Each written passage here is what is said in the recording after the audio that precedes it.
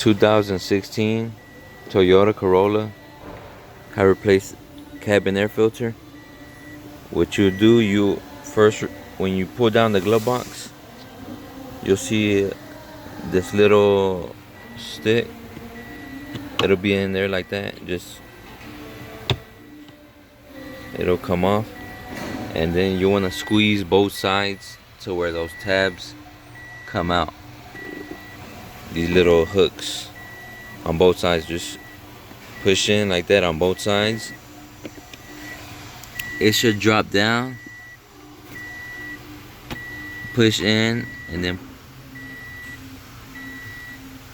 pull out the cover, and then it should come out.